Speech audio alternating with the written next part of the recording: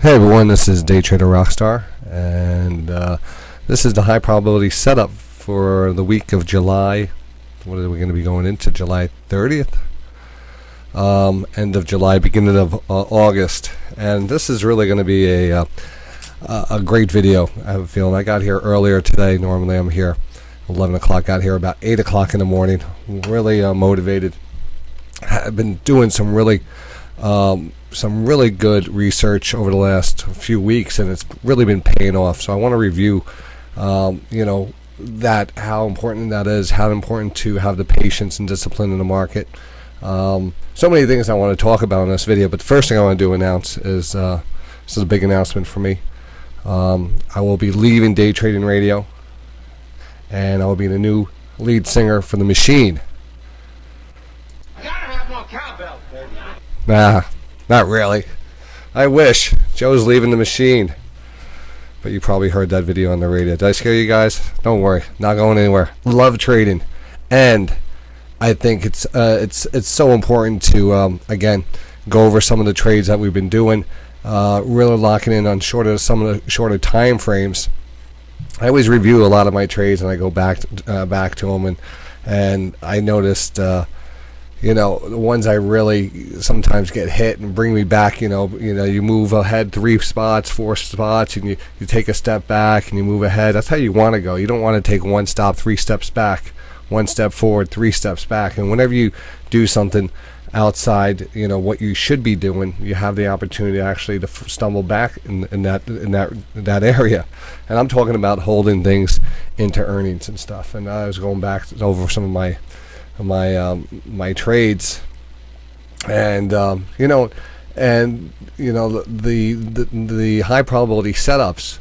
When I take pure high probability setups, I usually have probably a 70% a success rate on the trades, and then I could account for probably 5% of the trades is basically holding into earnings, and then getting caught into other things and holding on too long and stuff. And there's things that I think a lot of traders do, but there's one thing that really jumps out at me is holding into earnings. It's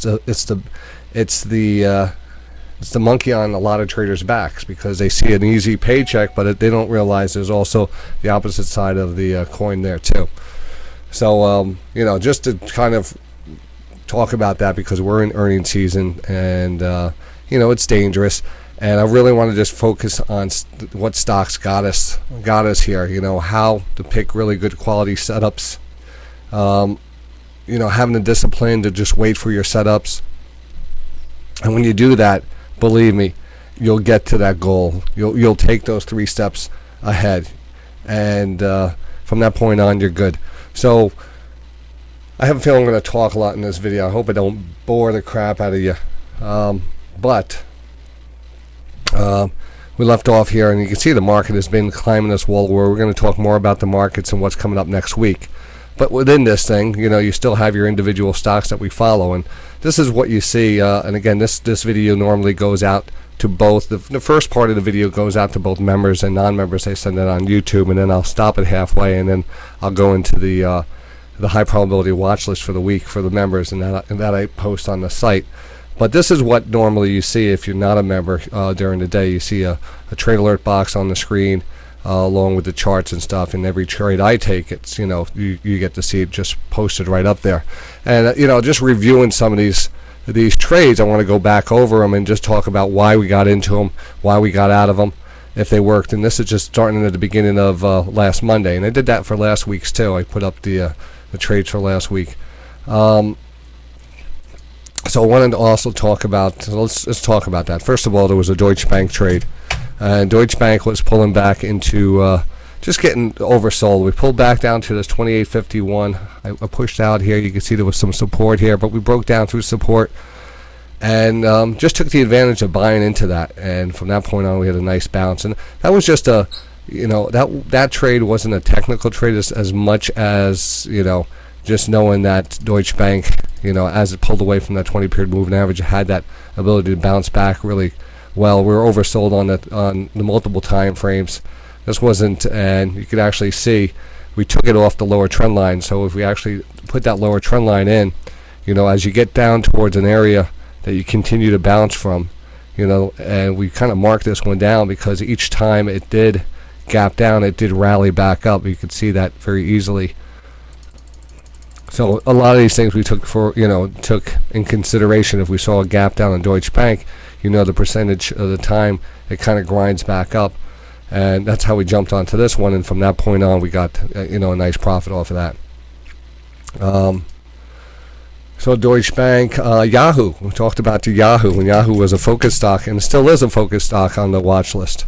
And it's really just a great setup. The Yahoo 60-minute chart, it gave us an opportunity on this breakdown. And actually, if you look at the daily, you didn't really break down through a larger channel. This is a really good channel. The combined news out recently of the new CEO and everything.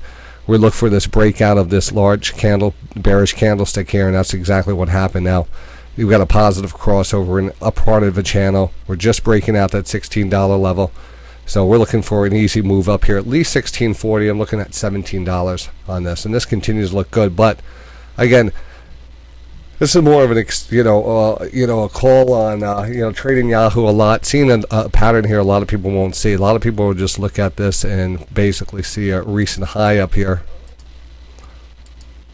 and pushing back up. But this, I don't think we're gonna have an issue with this recent high. It's not gonna end up being like an inverted head and shoulders. It's gonna just end up being I think a nice pattern, and we're just gonna break out of it and continue to move higher. All right.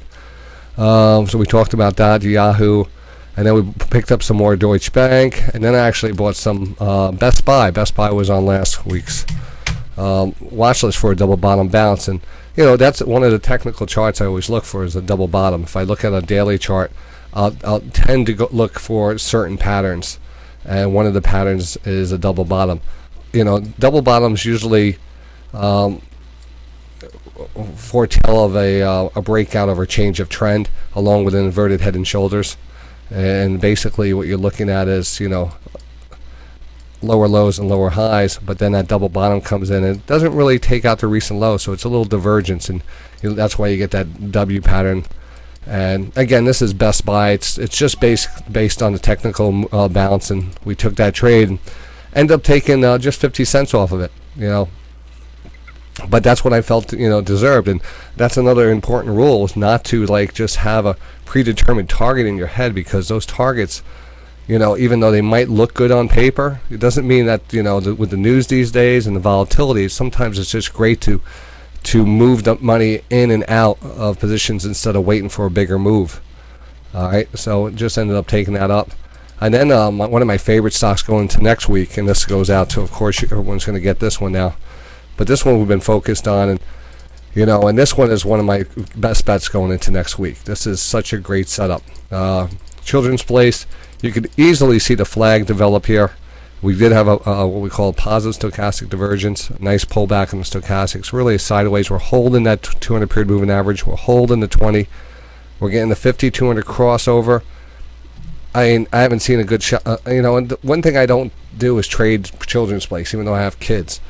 But this is really so I don't know a tremendous amount of the history of the stock and how it performs, and I actually have to follow up on that. But technically, this is one of the better setups I've seen. So currently holding this one and looking for this one to make its move. Probably one of the best bets going into next week.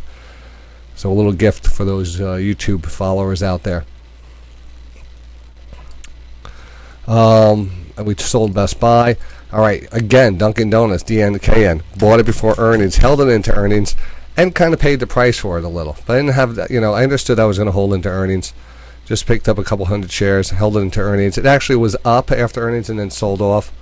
I just feel it's going to push back up, so it's, we're not down that much on it. It's just a matter of holding into earnings is the key, where you want to, everything else looks great on this trade. We've traded this stock multiple times. On the pullback here, the 50 period moving average bounce, also on the breakout here out of this flag. So it was like, eventually you hold into earnings, you're going to just catch it. Now we have a 5 to 7 day pullback off the gap down. We're oversold. This should start making its way back up. All right. Then the Time Warner trade came along, the TWX. Now this was, it was textbook. It was just a a beautiful pullback due to the Batman screen in. We talked about buying into this pullback off the 50. We just bought it, looked for a move right back up, and we got that move right back up. And that was just we've been sticking to very good quality stocks, and Time Warner has been flagging out, so we've been recognizing that flag. We're going to talk more about flags a little bit later.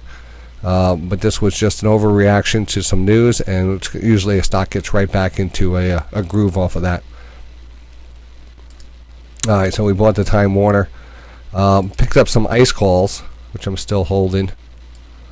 And we'll talk about ice in a second. Let me just go back now. We're going to go back to...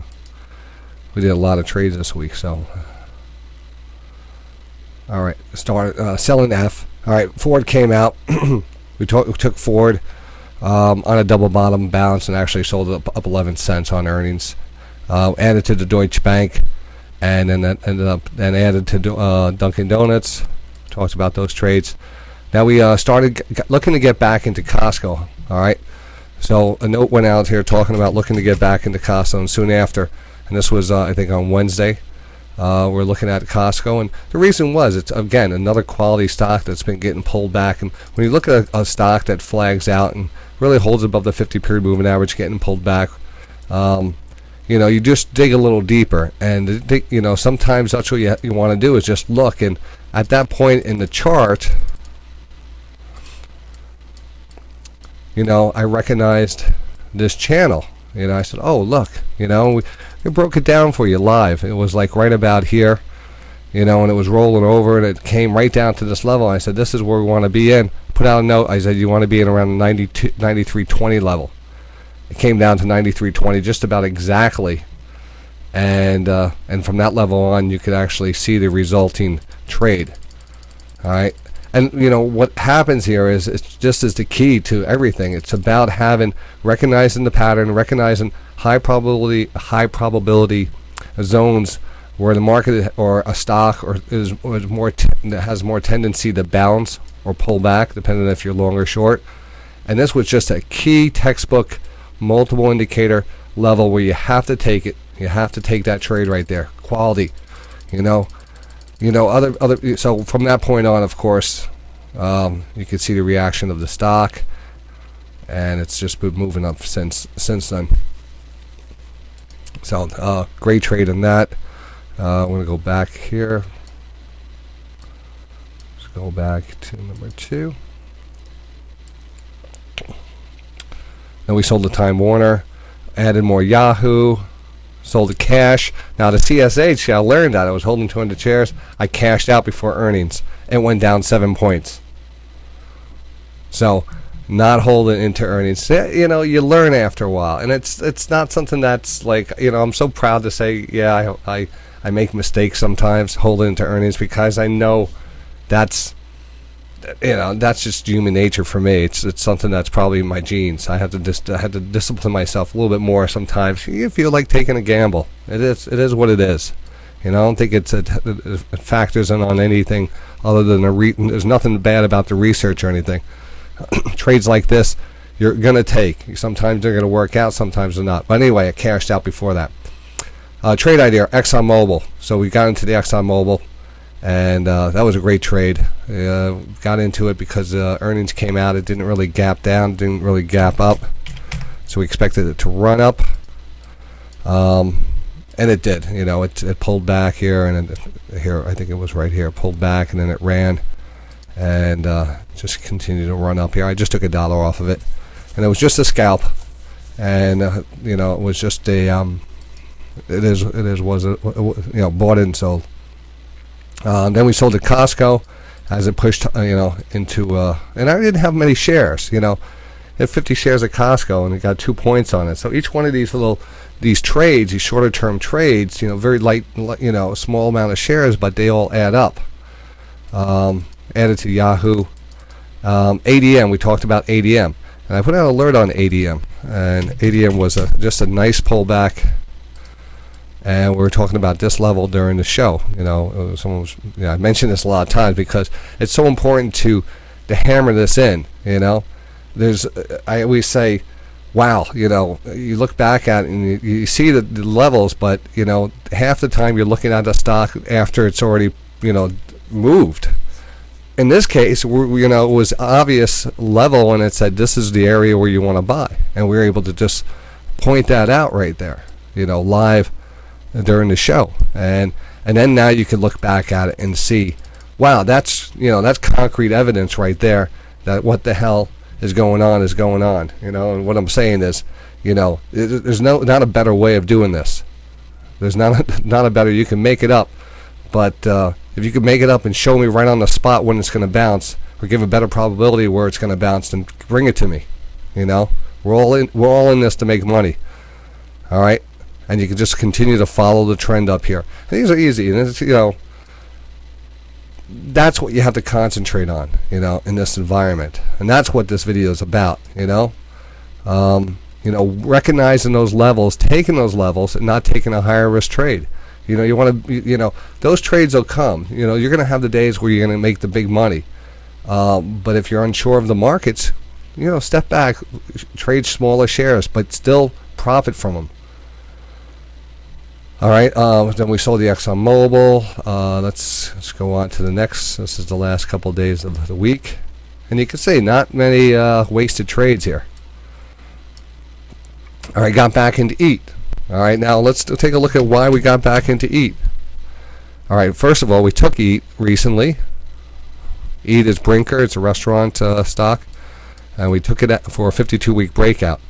And again, you could recognize there's some really good levels to get into. Nice consolidation, being able to find that. Quality stock typically is going to make a run for the highs, and made a run for the highs. And I'm a big believer in that. Breakouts don't mean, pretty much mean sell, because I want to recognize a stock before it breaks out, get the lower portion of the channel or the flag, and then take it to the first point of the breakout, because usually that's when you get the first pullback. And that first pullback, you timed it with the stochastics, just a nice little pullback. It's just basically a stochastic setup. And I said, well, quality stock, 60-minute daily, perfect setup, boom, we're in it, and we're in it to win it. And we'll take profits on it probably early next week.